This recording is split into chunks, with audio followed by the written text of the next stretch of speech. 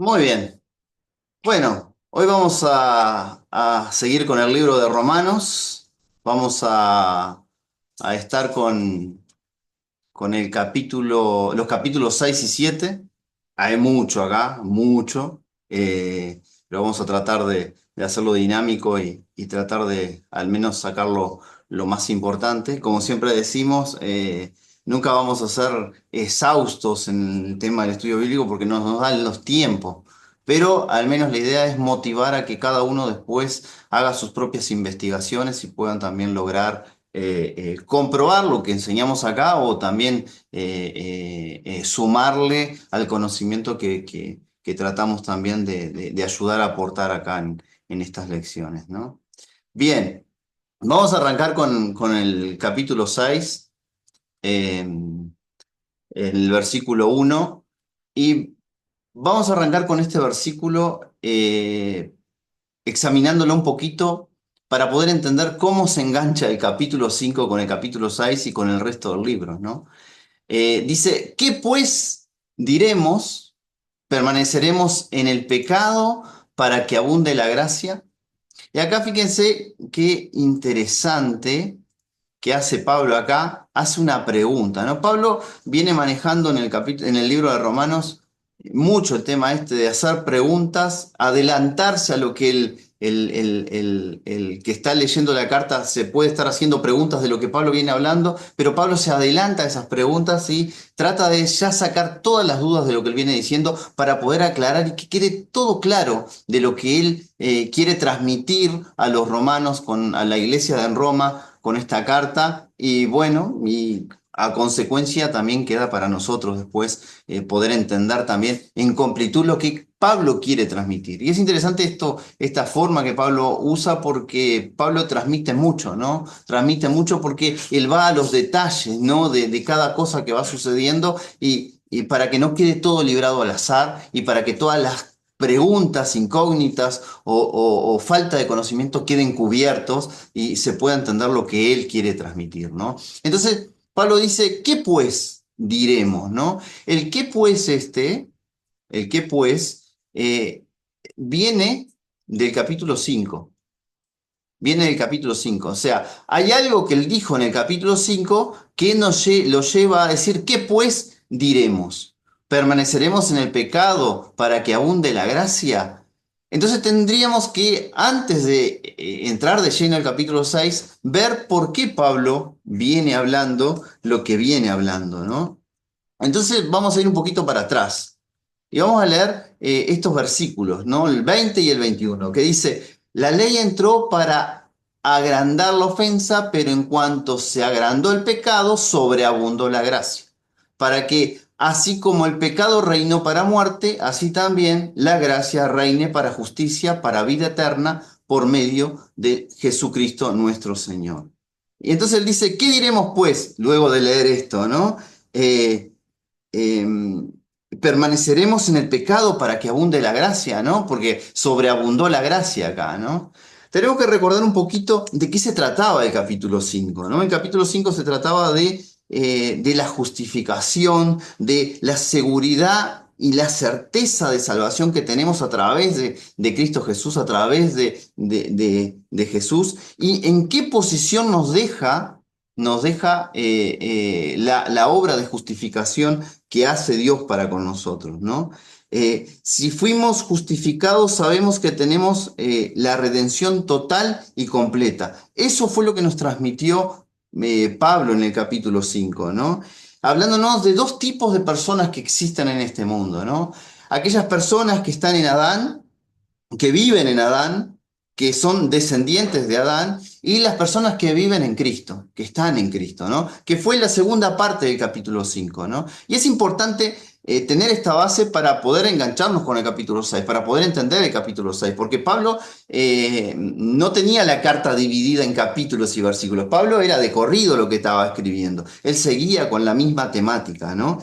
Entonces, tendremos en cuenta lo que Pablo habla sobre Adán, sobre que en Adán fuéramos descendientes de Adán y en él estábamos apartados de Dios a causa del pecado. A causa de ese pecado entró la muerte y la muerte fue a todos los hombres, ¿no? Y luego habla de Jesucristo, que en Jesucristo tenemos esa esperanza y el viejo hombre queda en Adán y el nuevo hombre es hecho en Cristo Jesús. Y entonces llega a estos versículos, al 21, y dice, y la ley entró para agrandar la ofensa, pero cuando se agrandó el pecado, sobreabundó la gracia, para que así como el pecado reinó para muerte, así también la gracia reine para justicia, para vida eterna, por medio de nuestro Señor Jesucristo. Pablo hace un parate en todo esto grande que está hablando sobre la justificación, y si bien va a seguir hablando sobre la justificación, sobre la obra de Cristo, va a ir específicamente a un par de puntos para poder aclarar lo que está diciendo, para que no quede nada librado al azar, ¿no?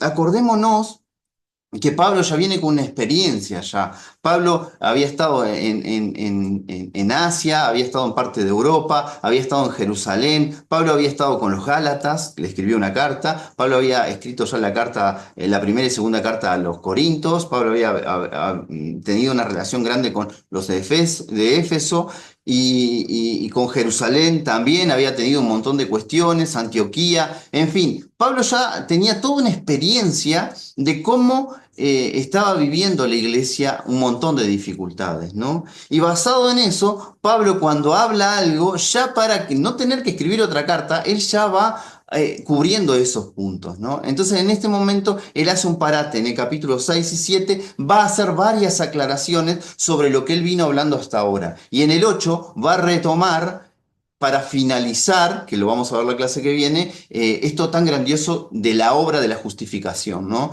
En nosotros y en la vida del ser humano, ¿no? Y entonces acá Pablo se va a dedicar a aclarar temas, por ejemplo, de la ley, del pecado, la influencia del pecado en el ser humano, la influencia de la ley, y es los temas que vamos a tocar ahora, ¿no? Eh, bien. Así que hay una cosa que tenemos que tener en cuenta ahora para el capítulo 6 y el capítulo y parte del capítulo 7. Bueno, quién sabe, puede ser todo el capítulo 7, ¿no? Es el tema central de esto, que tenemos que, cuando termine la clase de hoy, tenerlo fijado en nuestra mente, ¿no? La doctrina de que estamos en Cristo Jesús, que estamos en Cristo, el tema de estar en Cristo, ¿no? Todo lo que Cristo hizo, todo lo que Jesús hizo, todo el obrar de Jesús, nosotros estamos en Él. Estamos en su vida, estamos en su muerte, estamos en su resurrección y estamos en su glorificación. Y esto es fundamental entender para que podamos vivir una vida en libertad. Dice Jesucristo, conoceréis la verdad y la verdad os hará libre. Y un poco lo que Pablo quiere hacer con los romanos y la carta que nos deja a nosotros también acá, es que nosotros podamos entender nuestra posición hoy día frente a la vida, frente a la realidad, frente a la ley, frente al pecado, frente a todas las circunstancias. Y para que podamos vivir esa vida en libertad que ya tenemos en Cristo Jesús. Entonces Pablo va a ir yendo a todos los detalles y explicando la justificación y explicando todos los temas alrededor de la ley y del pecado. Así que vamos a hincarle el diente al capítulo 6. Muertos al pecado mediante unión con Cristo. Con Cristo. Esto tiene que quedar fijo en nuestra mente de aquí en más. Con Cristo todo, sin Cristo nada. ¿Comenzamos? Bueno. ¿Qué pues diremos? Como recién leíamos, ¿permaneceremos en el pecado para que abunde la gracia? Esta es la cuestión primera, ¿no? Es la cuestión que nos enlaza a lo otro. Es la respuesta que le va a dar a esas preguntas que surgieron en la cabeza de los lectores, ¿no? Entonces, ¿qué pues diremos? ¿Permaneceremos en el pecado para que abunde la gracia? Ya que donde abundó el pecado, sobreabundó la gracia. Es una respuesta lógica o una pregunta lógica esto, ¿no? Sin embargo, Pablo dice enfáticamente de ninguna manera. De ninguna manera vamos a permanecer en el pecado para que abunde la gracia. No se trata de esto. Así que Pablo lo va a aclarar. Porque lo que hemos muerto al pecado, ¿cómo viviremos todavía en él? Y fíjense los verbos que va a empezar a usar acá, ¿no? Lo que hemos muerto al pecado, ¿no? Es interesante este verbo, es un hecho que sucedió ya y no va a suceder más, ¿no? Pero decio, nosotros cada día tenemos que tomar nuestra cruz y morir, y esto es otro tema. Esto es otro tema. Esto, ese de tomar la cruz cada día, ir y morir, tiene que ver con una cuestión práctica de nuestras vidas. Acá estamos hablando de lo que Jesucristo hizo por nosotros. Entonces, nosotros no podemos permanecer en el pecado, dice Pablo acá, a manera general, porque hemos muerto al pecado. Hemos muerto al pecado. Y Pablo, en los capítulos 3 al 11 ahora, va a explicar de qué se trata de que por qué hemos muerto al pecado, viviremos todavía en él. Es la pregunta esta, ¿no? ¿Cómo viviremos todavía en él? Si ya estamos muertos, ¿cómo vamos a vivir? El que murió está en el cementerio y está muerto, ese cuerpo no se mueve de ahí. Entonces, usando esa analogía, dice, si nosotros estamos muertos al pecado, ¿cómo vamos a vivir todavía en él? Si la persona está en una tumba, ¿cómo va a estar caminando? No puede estar caminando, está muerta. Y esa analogía es la que trae acá para que podamos entender un poco lo que está pasando. Pero Pablo se va a explicar un poco más. Pablo va a profundizar esto para que quede fijado en la mente de los romanos y en nuestra mente de qué se trata esto, ¿no? De qué se trata esto de que hemos muerto al pecado y que ya no podemos vivir en él. Esto que el verbo que usa acá, los que hemos muerto, tanto en el versículo 2 como en el 6, en el 7, en el 8, en el 10, es un verbo que se llama en el griego verbo aoristo. Yo no sé el griego, esto lo aprendí con otros maestros, ¿no? Siempre lo aclaro, ¿no? Pero es interesante saberlo. El verbo aoristo quiere decir que sucedió esto en el pasado una vez. Es un hecho que sucedió una vez y lo sucedió ahí. No es un hecho que se vuelve a repetir. Sucedió en ese momento. Por eso es interesante que este verbo lo usa Pablo, ¿no? Para decir que hemos muerto al pecado, ¿no? Hemos muerto al pecado. Sucedió una vez y para siempre. Dice Romanos 3. Ahora él va a empezar a desarrollar esa idea, ¿no? Ignoran que todos los que fuimos bautizados en Cristo fuimos bautizados en su muerte. Y acá introduce una palabra nueva, ¿no? La palabra bautizados, ¿no? Dice que ignoran los que fuimos bautizados en Cristo, fuimos bautizados en su muerte. ¿Se acuerda que al principio dijimos con Cristo, ¿no? Con Cristo quiere decir que todo lo que le pasó a Cristo nos pasó a nosotros. La palabra bautizado quiere decir sumergidos. Eh, Se usa para varias cosas, ¿no? Los judíos bautizaban como testimonio para decir que estaban limpios y se sumergían en el río Jordán, por ejemplo. El bautismo nuestro hoy día es como testimonio de lo que sucedió en nuestros corazones y vamos a un agua, a un arroyo y entramos en el agua y salimos, nos sumergimos en el agua y salimos. Y también se utilizaba en esa época para prendas de vestir que se sumergían en un agua con unas especies que largaban una tinta. La prenda clara se la ponía dentro de esa agua y cuando se sacaba esa prenda tenía otro color. Me gusta este ejemplo de la prenda porque tiene mucho que ver con esto, ¿no? Porque hay un cambio de identidad en la prenda. La prenda era de un color y salió de otro, ¿no? Era una cosa y salió de otro. Bueno, en Cristo Jesús nosotros somos sumergidos, bautizados en su muerte juntamente con Él. Y hay un cambio de identidad ahí, ¿no? Pero acá Pablo arranca por la muerte, ¿no? Ignoráis que todos los que fuimos bautizados, sumergidos en Cristo Jesús, fuimos sumergidos en su muerte. Y cuando está hablando de la muerte, está hablando de aquello que sucedió en la cruz, ¿no? Fuimos sumergidos en su muerte.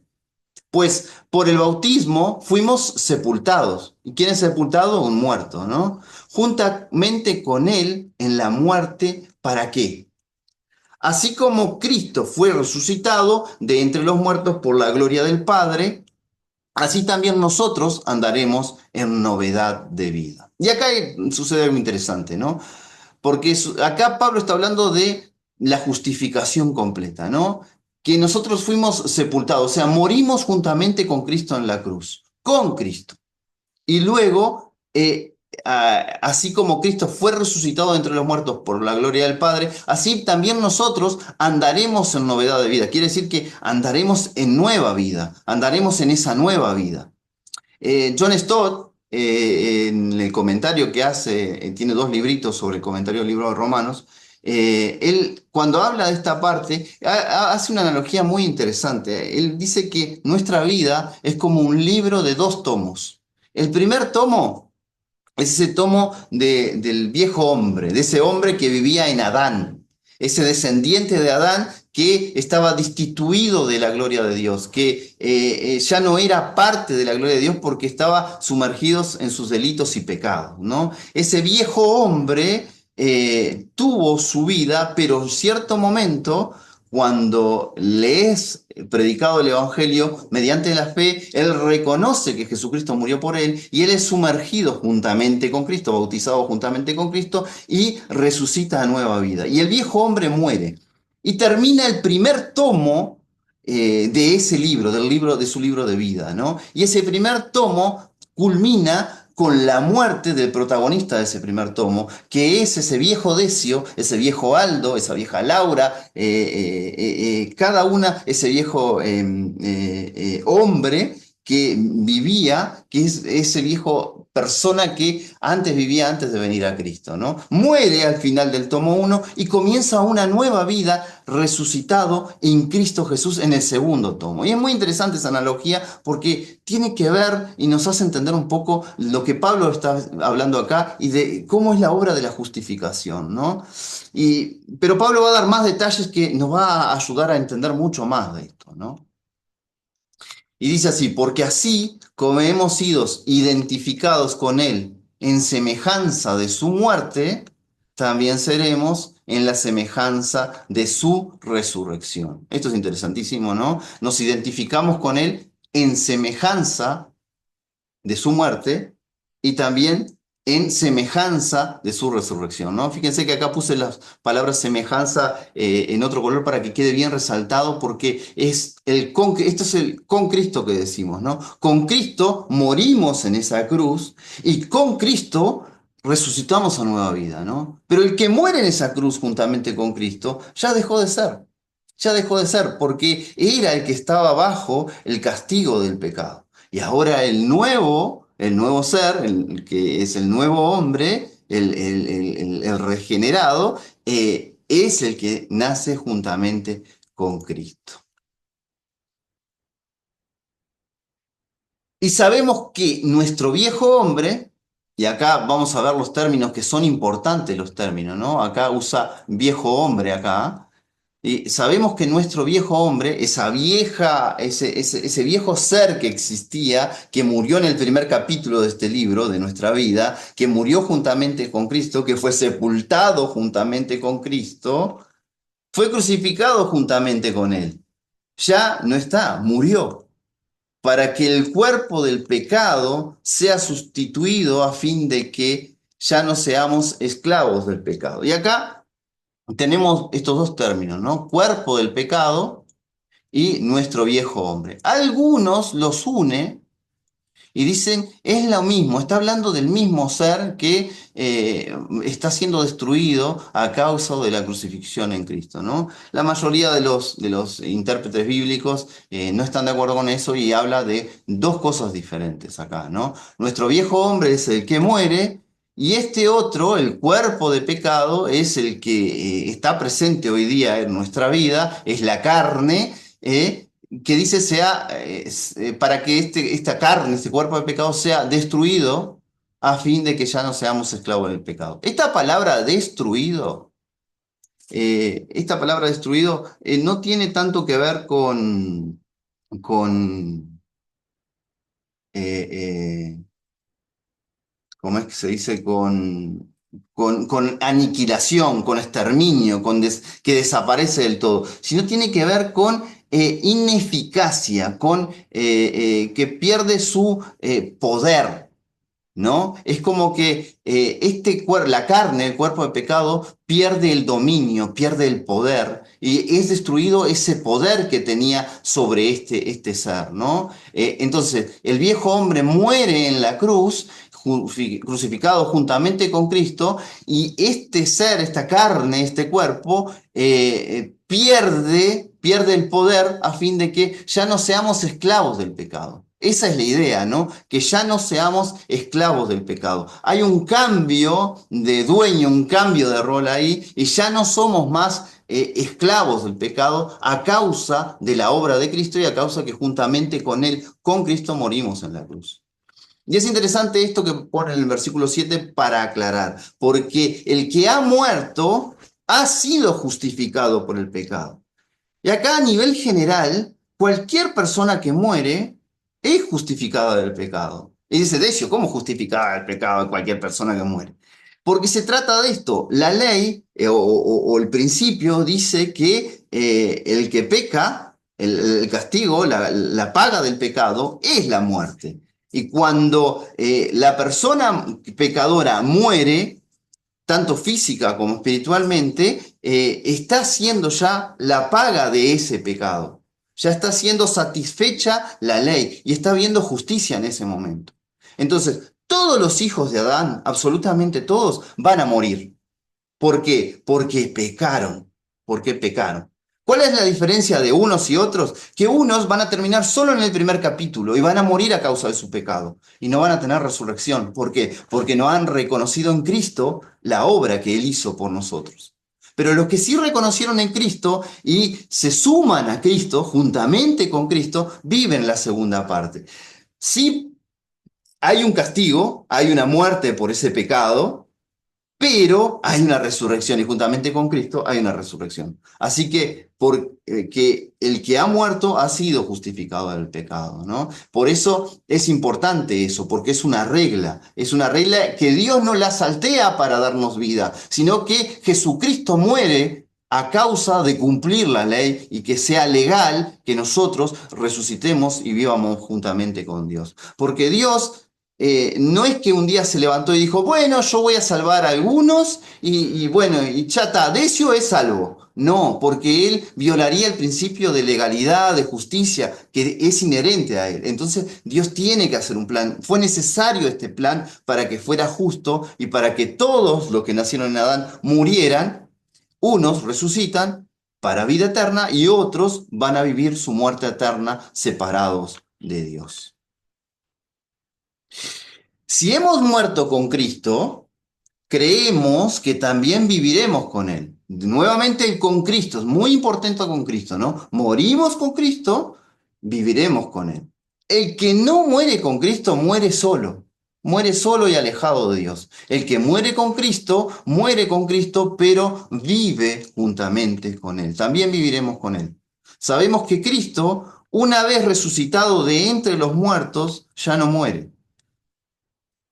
La muerte no se enseñoreará más de él.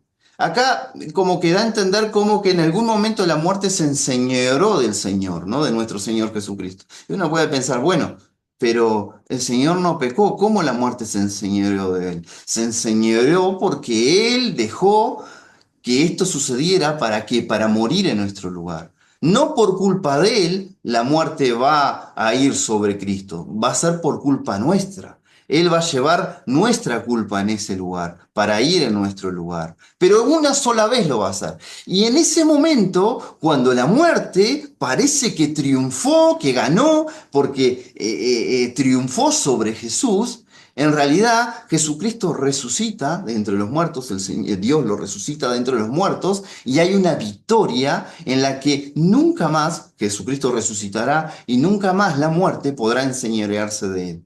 Y acuérdense lo que dijimos al principio, nosotros estamos en Cristo, por lo tanto, lo que le sucede a Cristo nos sucede a nosotros. Y como la muerte no se enseñorea en él, en Cristo no se va a enseñorear en nosotros. Sí, Aldo.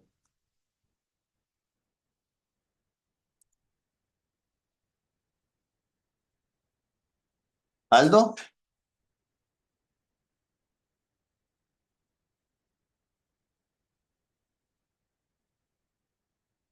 Aldo, ¿sí? Levantaste la mano. Ahora sí. Ahora sí. Ahora sí, pero no me dejaba entrar, el anfitrión decía, no me dejaba entrar.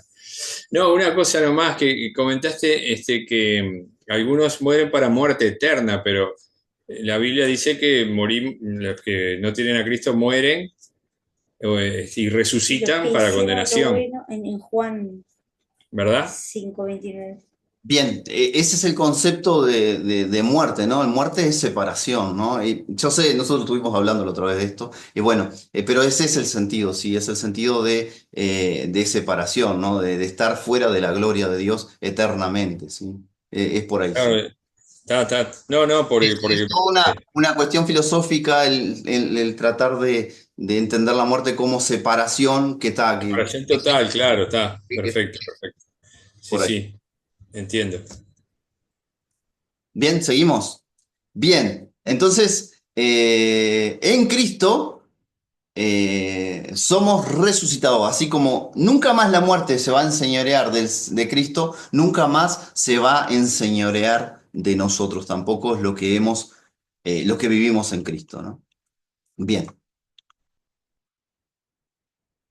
porque en cuanto murió, para el pecado murió una vez por todas.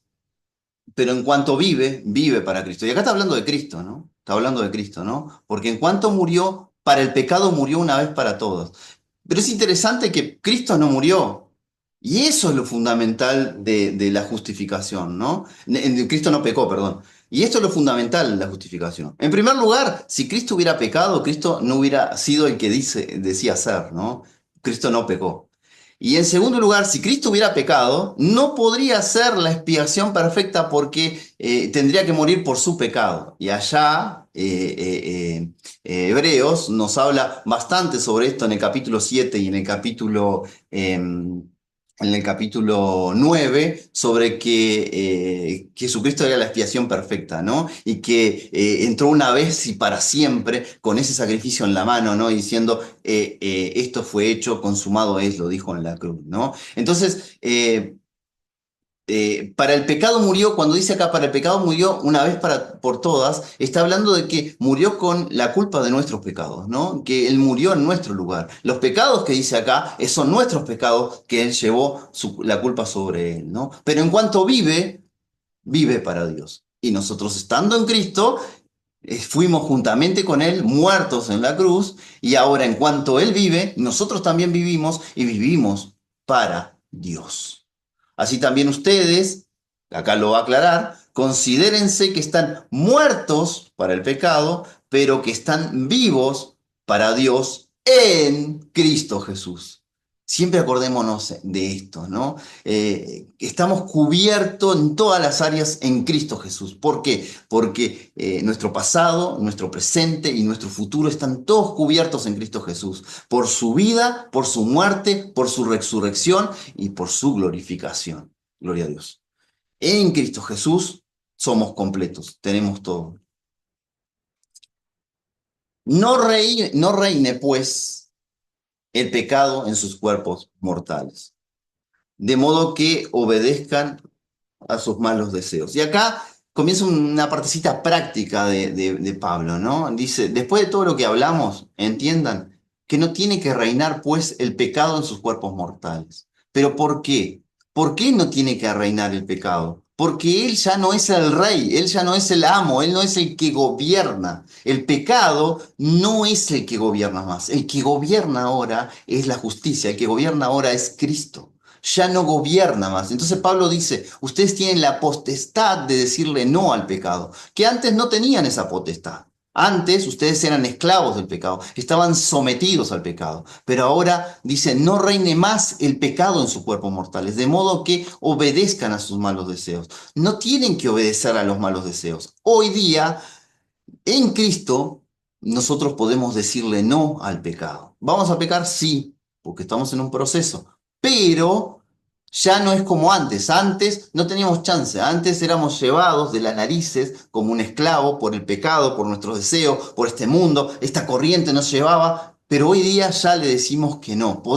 Tenemos la autoridad de decirle que no porque el pecado ya no es nuestro amo. Nuestro amo es Jesucristo. Ni tampoco presenten sus miembros al pecado.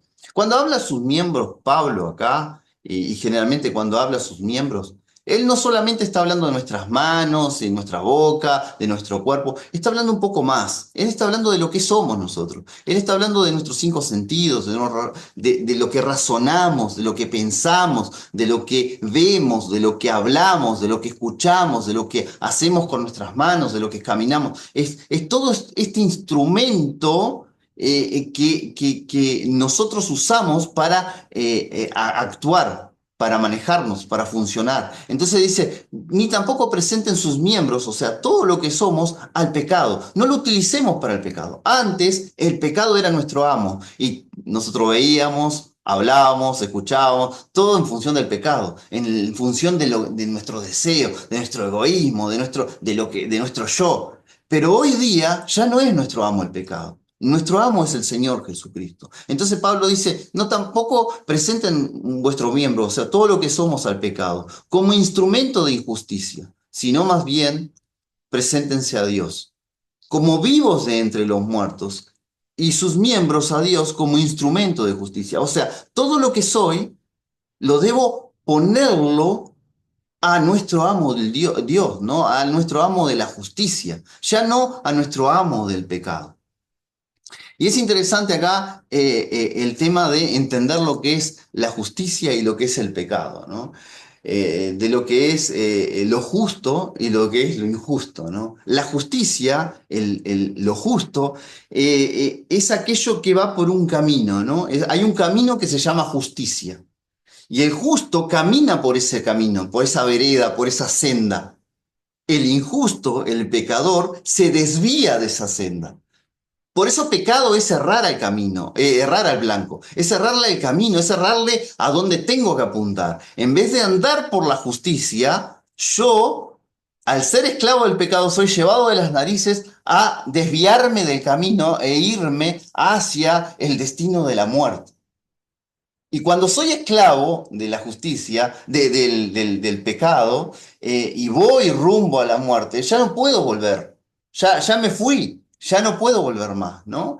Pero Pablo acá nos está enseñando de que ese viejo hombre que estaba siendo llevado de las narices por el pecado, se desvió y que va rumbo a la muerte, murió.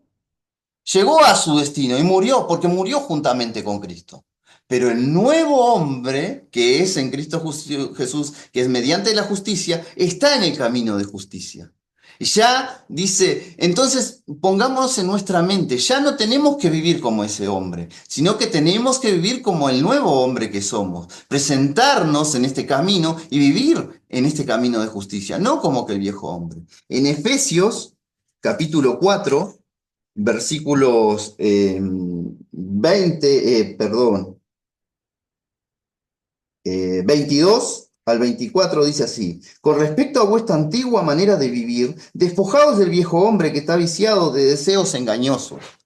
O sea, con respecto a esa forma vieja que vos vivías, ya despojate de ese hombre está muerto. Ya sacate esa ropa de ese difunto. Ya no te vistas más con esas ropas. Tenés que vestirte con las nuevas ropas. ¿Y cómo se hace eso? Lo dice en el versículo 23. Pero renovaos en el espíritu de vuestra mente. O sea, tenés que entender en tu cabeza tu nueva identidad. ¿Quién sos vos? ¿Quién es Cristo? Conoceréis la verdad y la verdad los hará libre. Vivir una vida de libertad porque en Cristo tenemos nueva vida en Cristo. ¿Y cuál es la nueva vida? Dice en el versículo 24, vestíos del nuevo hombre que ha sido creado semejante a Dios, de Dios en justicia y en santidad de verdad. Ya tenemos que vestirnos con la ropa que nos corresponde. Ya no vestirnos con la ropa del difunto, sino vestirnos con la nueva ropa. Sí, Ale.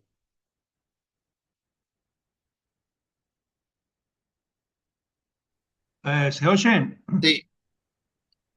Que es un ejercicio de todos los días, aquello de la renovación del entendimiento, porque desde nuestra humanidad, o por lo menos voy a hablar por mí, pero pienso que le puede pasar a más de uno muchas veces tiene la tendencia de verse según su realidad cotidiana, donde todavía sigue pecando, y no verse desde los pronunciamientos que hace Dios sobre nosotros, que dice, ustedes ya no son esclavos, ya fueron libres de eso. Entonces, muchas veces ya no siendo esclavos del pecado, muchas veces no vivimos nuestro cotidiano en función de eso. Vivimos en función de la realidad que observan nuestros ojos, que es que todavía seguimos pecando. Y por eso la importancia de lo que estás diciendo, entender bien el tema de la renovación del entendimiento, lo que ahora soy por la obra de Cristo, empezar a vernos como lo que somos, porque si no, nunca vamos a empezar a vivir como lo que somos. O sea, empezar a pensar de acuerdo a Dios, de acuerdo a lo que somos, para después empezar a actuar de acuerdo a eso. Nos vemos en una realidad todavía corrompida y por eso todavía eventualmente seguimos pecando y uno dice, ¿y hasta dónde ya no soy esclavo del pecado? Bueno, es una verdad, más allá de mi comprensión. El asunto es que Dios dijo, a partir de ahora ya puedes empezar a no pecar, que lo conseguiremos gradualmente cada vez más. Antes era imposible pensar en no pecar cuando estábamos muertos, pero ahora ya se puede. Claro. O con altos y bajos, ¿no? A veces capaz que estamos más firmes, más flojos y podemos ser que a veces estamos más como expuestos a eso, ¿no? Eso de que cuando dice renovados por el entendimiento, ¿no? Dice, también Pablo dice que no debemos adaptarnos a este mundo, sino que debemos renovar nuestro entendimiento para no adaptarnos a este mundo, ¿no? Porque a veces como nos olvidamos, es más, a veces perdemos la conciencia de Dios, que Dios está al lado nuestro, porque estamos tan metidos así, pero gracias a Dios el Espíritu Santo está obrando constantemente en nuestras vidas, ¿no? Aldo. Y no, breve nomás, porque me pareció muy bueno lo que decía Ale, ¿no? Que tenemos que pensar en esos términos que nos dice la Biblia, porque a veces pensamos en lo que nosotros hacemos y realmente quedamos atrapados en nuestro comportamiento. Pero ese concepto que dice que estamos muertos al pecado, pero vivos para Dios, ese es un pensamiento que lo tenemos que tener muy firme, ¿no? Lo digo para reforzar un poco lo que dijo Ale, que me pareció muy bueno. Cortita, un minuto nada más. Sería bueno ver que cada uno viera cómo me veo yo todos los días, cada uno de nosotros. Si me veo como esa persona ya no esclava del pecado, por más que, por más que no me cierre mucho con mi realidad cotidiana, pero si logro verme así, porque en definitiva es la verdad, o si me veo todavía como el viejo hombre. Entonces, a veces nosotros decimos, bueno, nosotros somos pecadores perdonados. Está bien, pero estaría bueno que además, está bien, pero no está completo. Nosotros somos pecadores perdonados que ya pueden no pecar o, o ya están en condiciones de empezar a vivir sin pecado. O sea, que veamos la realidad entera de nosotros. Bien, Pablo va a Porque si seguir yo hablando de solo esto ahora.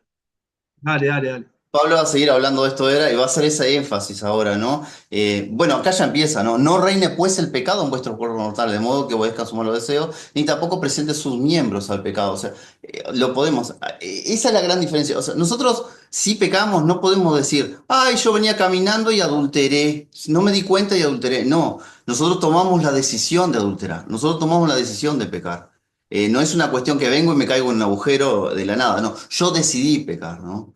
Antes nosotros estábamos dominados, también decidíamos pecar, pero era como que era parte de nuestra salsa, nosotros estábamos en ese reino gobernado por el pecado. Hoy salimos de ese reino y pasamos al reino de los cielos que es gobernado por Dios y la justicia, y si nosotros transgredimos es porque nosotros decidimos hacerlo, pero el Espíritu Santo es el que está obrando en nosotros y nos está transformando también, ¿no? Es una cuestión. La gran diferencia es que hoy día yo no lo hago tirado de las narices por el reino del pecado gobernado que me gobierna. Hoy yo si lo hago es por una cuestión de confusión, una cuestión de dejarme llevar por este mundo, de perder esa relación con Dios. Y bueno, y Pablo va a seguir hablando de este tema ahora, ¿no? Y dice, porque el pecado no se enseñoreará de ustedes. No, no lo puede hacer. Es una ley, esto ya fue, porque fuimos comprados por un nuevo Señor que ya no es el pecado, no es nuestro Señor el pecado. El que nos redimió, nos compró ahora es Jesucristo y nosotros nos debemos a Él. Ya no nos debemos a nuestras pasiones y deseos, no nos debemos al pecado, ¿no? Ya que no están bajo la ley, sino bajo la gracia. Y acá Pablo va a hacer para seguir hablando del tema, Pablo va a hacer otra pregunta porque acá puede dejar una duda. Dice, pues ya no estoy bajo la ley, bueno, vamos arriba, vamos a pecar, ¿no? Entonces Pablo dice en Romanos 6:15, ¿no? ¿Qué pues? ¿Pecaremos porque no estamos bajo la ley, sino bajo la gracia? Y esa es la gran pregunta, ¿no? Bueno, ya está. Yo ya no estoy bajo la ley, ahora estoy bajo la gracia, ¿no? Y muchos han tomado esto como doctrina y dicen, bueno, ya está. Yo ya estoy, ya tengo la salvación, ahora hago lo que quiero. Acá se puede entrar en el dualismo, en esa gran herejía que comenzó ya en el final del primer siglo y terminó siendo algo totalmente destructivo, ¿no? En realidad no funciona así. Y Pablo, sabiendo que había gente que iba a pasar mal, nuevamente se adelanta y responde. De ninguna manera, de ninguna manera. Es más, se lo voy a explicar ahora de qué se trata esto. ¿No saben que cuando se ofrecen a alguien para obedecerlo como esclavo, son esclavos del que obedecen? Ya sea del pecado para muerte o de la obediencia para justicia, ¿no? El pecador, el hijo de Adán, es esclavo del pecado, es ofrecido al pecado y vive ahí. Pero la nueva criatura en Cristo es ofrecido a la obediencia, a la justicia, ¿no? Para justicia, ¿no? Y Pablo va a seguir aclarando, ¿no? Pero gracias a Dios porque aunque eran, fíjense la palabra que dice acá, esto suscribe a lo que estaba hablando Aldo y Alejandro recién, ¿no? Porque aunque eran esclavos del pecado, han obedecido de corazón a aquella forma de enseñanza a la cual se han entregado. Acá está hablando del Evangelio. Acá está hablando de la buena noticia. Acá está hablando de esto que alguien dijo, Jesucristo murió por vos. Y vos dijiste, wow, Jesucristo murió por mí. Yo era un pecador y Él murió por mí. Y yo creí, yo obedecí. Obedecí. A partir de ahí hubo un cambio en mi vida. Y han obedecido de corazón aquella forma de enseñanza a la cual han entregado. Cuando en ese momento yo creí, Dios transformó mi vida y se terminó el primer capítulo y fue crucificado el viejo hombre y el nuevo hombre empieza. Y ya no soy esclavo del pecado, porque dice, aunque eran esclavos del pecado, ya no lo son. Y una vez liberados del pecado, han sido hechos siervos de la justicia. Ya no servimos al pecado, ya no somos llevados de las narices por nuestros deseos. A veces sí, pero no porque Él sea nuestro Señor, sino porque nosotros decidimos ir. Nosotros decidimos ir, pero está, el Espíritu Santo va trabajando y nosotros vamos ahí. Esto Pablo lo habla en Gálatas y en otros libros, la lucha de la carne y el Espíritu, la obra de la carne contra el fruto del Espíritu, ¿no? El obrar del Espíritu Santo en nosotros que da como resultado gozo, paz, mansedumbre, benignidad, templanza, dominio propio, ¿no? El de tomar la decisión, ¿no? Es la fortaleza que tenemos, somos sellados con el Espíritu Santo, lo podemos hacer. Cuando no lo hacemos es porque decidimos no hacerlo, ¿no? No es porque seamos esclavos, pero somos llamados a así vivir como siervos de la justicia, de andar por ese camino recto de justicia. Somos llamados a eso. Antes no lo podíamos hacer porque teníamos un corazón de piedra, un corazón que estaba muerto. Pero Dios nos puso un corazón de carne, un corazón vivo que late y nos dio vida juntamente con Cristo. Y dice, les hablo en términos humanos a causa de la debilidad de la carne de ustedes. Acá no hay nada raro. Cuando habla acá dice, estoy usando un ejemplo de esclavos para que ustedes entiendan, ¿no? Y dice, porque así como presentaron sus miembros como esclavos a la impureza, a la iniquidad cada vez mayor, así presenten ahora sus miembros como esclavos a la justicia para santidad. Y fíjense qué interesante esto, ¿no? Dice, porque así como presentaron sus miembros como esclavos a la impureza, a la iniquidad cada vez mayor, ¿no?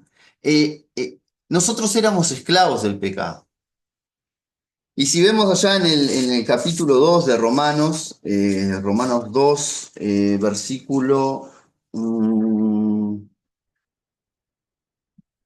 perdón, 1, versículo... bueno, lo perdí acá.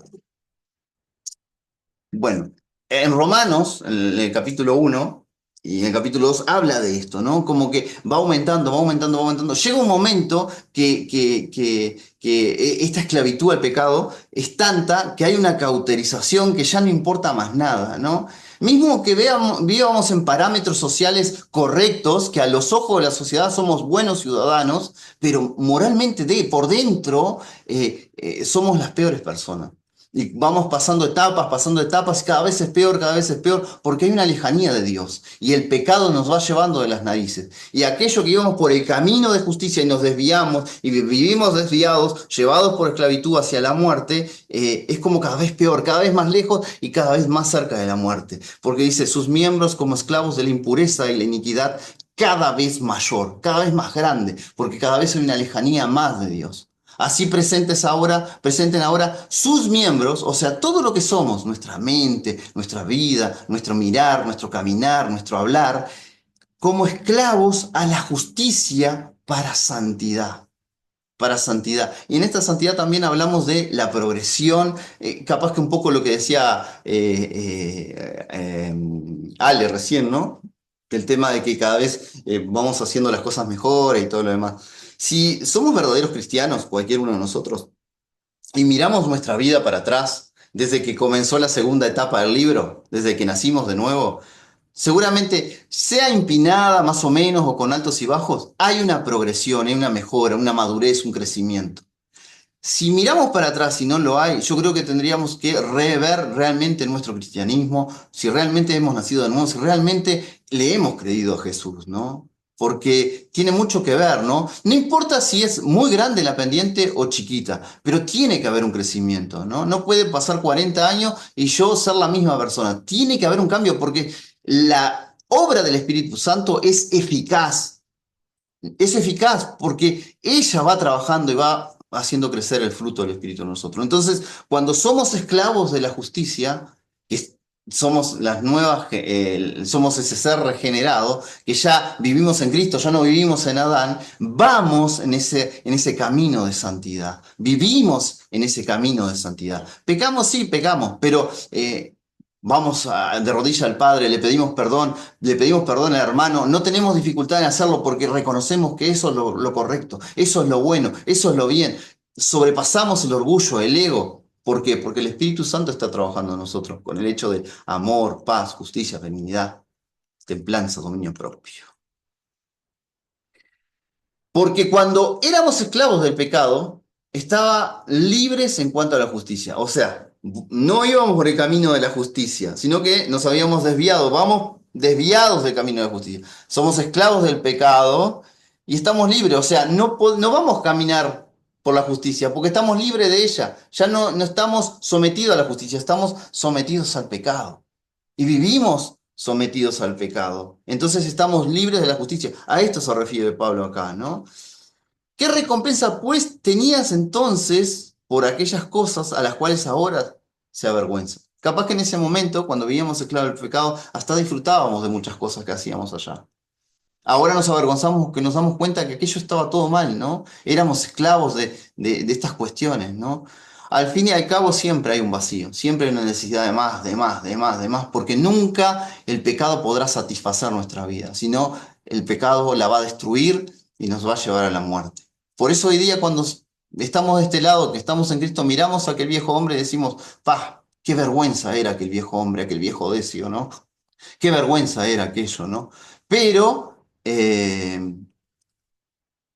que no había recompensa, la única recompensa que había era la muerte, porque el fin de ellas es la muerte. Esa era la recompensa del pecado. Pero ahora, libres del pecado y hechos siervos de Dios, tienen como recompensa la santificación y al fin la vida eterna. Esto lo hablamos con Alejandro en la clase presencial cuando hablamos allá en el capítulo 2. Y que Pablo decía que la recompensa que él recompensará, o sea, Dios recompensará a cada uno conforme a sus obras. Vida eterna a los que por su perseverancia en las buenas obras buscan eh, honra y incorrupción. Es interesante porque la recompensa se le da al que hace las buenas obras. Y nosotros veníamos de Adán y morimos juntamente con Cristo. Pero en Cristo tenemos las buenas obras. En Cristo tenemos las buenas obras. Y fíjense que acá que hechos siervos de Dios. Nosotros no nos hicimos nosotros mismos siervos de Dios, sino que en Cristo somos hechos siervos de Dios. Por las obras de Cristo, nosotros tenemos ahora sí la recompensa, y la recompensa es la santificación, que acá sí entramos nosotros. Acá donde empezamos a decidir y el obrar del Espíritu Santo frente a cada circunstancia, empezamos a tomar decisiones justas y no pecaminosas. Y empezamos a vivir esa vida plena delante de Dios. Pero es a consecuencia de ser hijos de Dios. Es la recompensa por ser hijos de Dios. Y al final, la vida eterna. Esa es la recompensa, la vida eterna. Y la recompensa no por mi obrar, sino que por el obrar de Cristo. Somos libres del pecado a causa de Cristo y tenemos una recompensa a causa de Cristo. Porque la paga del pecado es muerte. El camino de justicia, cuando me desvío del camino, le erro al camino, le erro al blanco, voy hacia la muerte y muero. Pero el don de Dios es vida eterna. La paga, cuando se habla de paga es porque hay un esfuerzo y un trabajo. O sea, yo actué en consecuencia de mi pecado. Yo actué, hice las cosas mal y hay una paga por lo que hice mal. Por vivir en Adán, yo soy un pecador y cometí pecados y mi paga por mi obrar es la muerte. Pero, la dádiva de vida, o sea, la vida eterna, es un don de Dios. No es un esfuerzo mío, es un esfuerzo de Dios. Es la obra de Dios. ¿Y por qué la tengo? Porque sí hay una obrar, y el obrar es el de Cristo. Porque yo estoy en Cristo. ¿Se acuerdan? En Cristo su vida, en Cristo su muerte, en Cristo su resurrección y en Cristo su glorificación. En Cristo tenemos todo. Gloria a Dios por nuestro Señor Jesucristo. En Cristo Jesús, Señor nuestro. Y acá Pablo no hace un cierre, porque Pablo no está dividido en capítulos. Pablo va a seguir hablando y va a hacer énfasis ahora en la ley. Sí, José, a ver que te voy a habilitar acá. Hola, ¿me escuchan? Bueno, es interesante ver cómo Pablo también toma toca este tema en la carta a los Colosenses, capítulo 3. Él habla prácticamente lo mismo, pero con otras palabras, ¿no? Habla de una serie de pecados en los que antes vivíamos todos nosotros, antes de conocer a Cristo, y cómo por su gracia nos revestimos de este nuevo hombre, que sabemos que es obra de Dios y no nuestra. Y quiero leerles cómo dice Pablo con sus propias palabras a partir del verso 9, segunda parte. Dice, pues ya ustedes, o sea, luego de la conversión a Cristo, se han despojado de la vieja naturaleza y de sus hechos, y se han revestido de la nueva naturaleza, la naturaleza del nuevo hombre, que se va renovando a imagen del que lo creó hasta el pleno conocimiento.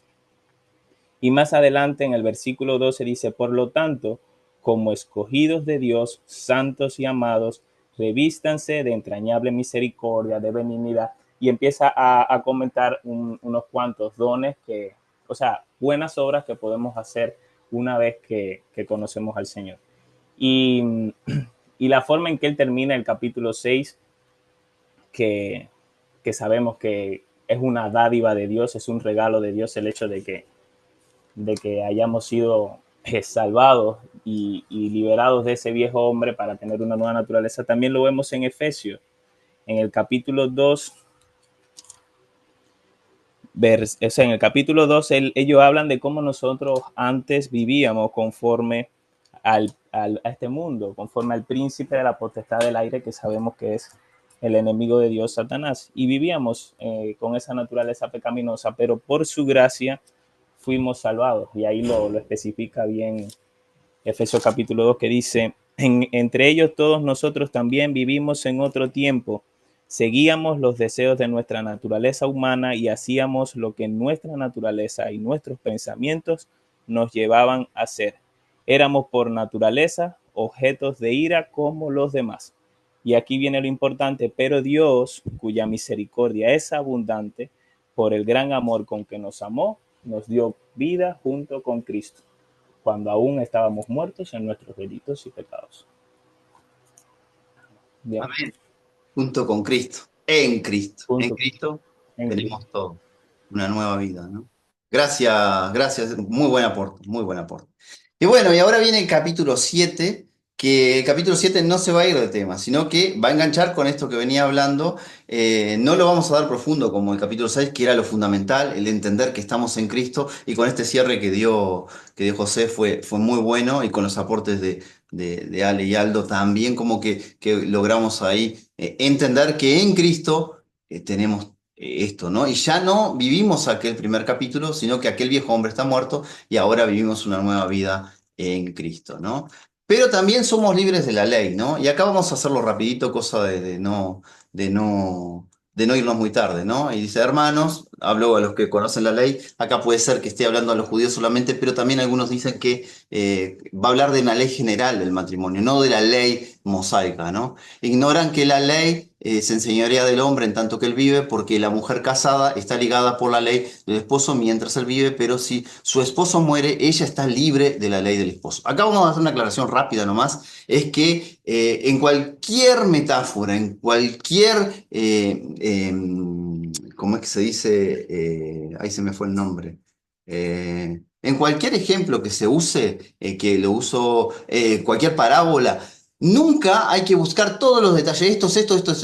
Hay que buscar la verdad central que se quiere transmitir. Y acá Pablo quiere transmitir de que cuando hay una muerte, se termina el efecto de esa ley en ese momento y comienza un efecto nuevo. Acá habla del casamiento. Cuando uno de los dos muere, la otra persona queda libre para actuar nuevamente y casarse nuevamente. Pero mientras estén los dos, si una se casa, adultera y viola la ley. Pero si uno de los dos muere. Y acá la cuestión es la muerte de uno de los dos.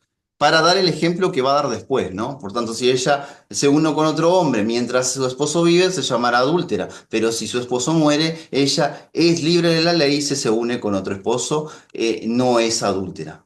A la causa de la muerte de uno, queda libre de la ley. Acá no está hablando sobre el matrimonio, acá está hablando del ejemplo que está dando para poder hablar lo que va a hablar ahora, ¿no? De manera semejante, por eso solo otro ejemplo, hermanos míos, ustedes también han muerto a la ley. O sea, ustedes murieron, el viejo hombre murió por medio del cuerpo de Cristo, en Cristo, pero para ser unidos con otro, el mismo que resucitó de entre los muertos, a fin de que llevemos fruto para Dios. Y acá viene la pregunta, ¿no? Porque, bueno, porque mientras vivíamos en la carne, las pasiones pecaminosas, despertadas por medio de la ley, actuaban en nuestros miembros a fin de llevarnos fruto para muerte, pero ahora, habiendo muerto a lo que no tenían sujeto, hemos sido liberados de la ley para que sirvamos en lo nuevo del Espíritu. Fuimos liberados de la letra de la ley, de esa letra donde ese espejo que se ponía delante nuestro decía, mirá, vos te apartaste, vos vivís en pecado, ¿no? Eso de que decíamos, vos estás muerto, tenés el corazón de piedra, pero ahora tenemos corazón de carne. Y ya esa ley no es una letra afuera, sino que es algo escrito en nuestros corazones, es algo que vive dentro de nosotros. Y nosotros actuamos en consecuencia de lo que somos. Antes no podíamos cumplirla, pero ahora la cumplimos, pero mediante el Espíritu Santo que vive en nuestro corazón, y no en lo antiguo de la letra, ¿no? Dice, ¿qué pues diremos? Y acá viene la pregunta, que la ley es pecado, y acá es donde se va a centrar todo el capítulo 7, para explicar de que la ley es buena, santa y pura, y que el problema del pecado soy yo, no es la ley. De ninguna manera, dice Pablo, al contrario, yo no había conocido al pecado sino por medio de la ley, porque no estaría consciente de la codicia si la ley no me dijera, no codiciarás. Pero el pecado, tomando ocasión del mandamiento, produjo en mí toda codicia, porque sin la ley el pecado está muerto. Así que ahora explicamos rapidito, así leemos rápido, ¿no? Así que yo vivía en un tiempo sin la ley, pero cuando vino el mandamiento, el pecado revivió y yo morí y descubrí que el mismo mandamiento que era vida me resultó en muerte, porque el pecado, tomando ocasión por el mandamiento, me engañó y por él me mató. De manera que la ley ciertamente es santa y el mandamiento es santo, justo y bueno. Lo que quiere decir acá es que en cierto momento el ser humano se encuentra con la ley Y la ley es ese espejo que te dice, mirá lo que sos realmente. Y ahí yo me doy cuenta, el ser humano se da cuenta cuando viene la ley de que es un pecador y que está muerto y que no tiene chance. Entonces no es culpa de la ley, sino que es culpa mía porque yo tomé la decisión de pecar. Porque yo me esclavizo al pecado, yo me someto a este pecado, yo me someto a mis instintos, yo me alejé de Dios. ¿La ley me alejó de Dios? No, la ley solamente me muestra que yo me alejé de Dios. Por eso la ley es buena, porque si no hubiera venido la ley, que es una revelación de Dios, la ley es la revelación de Dios, es Dios diciéndole al ser humano, mirá lo que estás haciendo, mirá lo apartado que estás de mí. Y ahí el ser humano se da cuenta, uy, estoy lejos realmente. Y la ley es santa y es buena y es pura. ¿Por qué? Porque la ley te muestra el camino de justicia. La ley te muestra el camino por donde tiene que andar el ser humano. Y te muestra que vos te apartaste y estás yendo hacia un costado, hacia la muerte, y no estás caminando por el tema de justicia. Este es el principio para poder arrepentirnos. El ser humano no se puede arrepentir si no reconoce en el lugar que está. Nunca, nunca el viejo hombre va a poder morir juntamente con Cristo si primero no me entero que soy un pecador. Yo necesito saber que soy un pecador. Yo necesito saber que hago las cosas mal. Por eso Dios es bueno también. Y por eso Dios nos da algo bueno como la ley para mostrarnos qué es lo que estábamos haciendo mal. Por eso, de manera que la ley ciertamente es santa y el mandamiento es santo, justo y bueno. Luego, lo que es bueno llegó a ser muerte para mí de ninguna manera. Más bien el pecado, para mostrarse pecado, mediante lo bueno produjo muerte en mí, a fin de que, mediante el mandamiento, el pecado llegara a ser soberanamente pecaminoso. El pecado es pecado siempre. Es lo que me aleja de Dios y es lo que me condena a muerte. Pero cuando la ley viene y me muestra que soy un pecador, yo sé que soy pecador. Yo sé que, y no es que el pecado sea más grave porque la ley, sino que el pecado es sobremanera, porque yo me doy cuenta de la miseria que estoy y de la necesidad que tengo de venir a Cristo, ¿no? Y bueno. Y acá vienen los pasajes que son un poco más controvertidos y acá voy a hacer un resumen rápido para que también no entrar en charla ahora, capaz que después que al final podemos comentarlo, lo que cada uno le parece, pero acá voy a hacer un resumen rápido. Acá hay dos posturas con esto, ¿no? Dice, porque sabemos que la ley es espiritual, pero yo soy carnal, venido a la sujeción del pecado, porque lo que hago no lo entiendo, pues no practico lo que quiero, al contrario, lo que aborrezco, eso hago. Bueno, acá las aguas se dividen en dos y esas dos se dividen después en cuatro, ¿no? Pero las dos más grandes divisiones son que unos dicen que yo soy carnal, Pablo está hablando de él en este momento presente, porque además hay un cambio del verbo, el verbo estaba en pasado y ahora empieza a hablar en presente, yo soy carnal. La ley espiritual, yo soy carnal, y bueno, una rama de los teólogos y de los estudiosos dicen que está hablando de este Pablo ahora, que está escribiendo la carta, que está en este momento, ¿no? Y la otra rama, y hablando sobre el regenerado y su batalla contra el pecado. La otra rama de eruditos, todos muy buenos, no estoy diciendo que unos, como cuando hablamos de alguna herejía, ¿no? Que algunos se van de las ramas y son gente que no tienen un prestigio, ni son buena gente estudiando la Biblia, pero no, acá estoy hablando de gente que realmente estudia la Biblia, ¿no? Y se dividen las aguas y con mucho respeto ellos se comunican entre ellos y se plantean sus diferencias, ¿no? La otra rama dice que acá Pablo se pone en lo que se llama en un presente histórico, que él va como, desde acá va al pasado y empieza a hablar como si él estuviera en el pasado. Por ejemplo, yo empiezo a charlar con ustedes y digo, hoy fui al supermercado y cuando me encuentro en este momento frente a la heladera, veo la carne y empiezo a sentir un olor feo que sale de esa heladera y en realidad yo no estoy allá, pero estoy hablando como si estuviera allá. Ese es un presente histórico, es un verbo usado en griego, ¿no?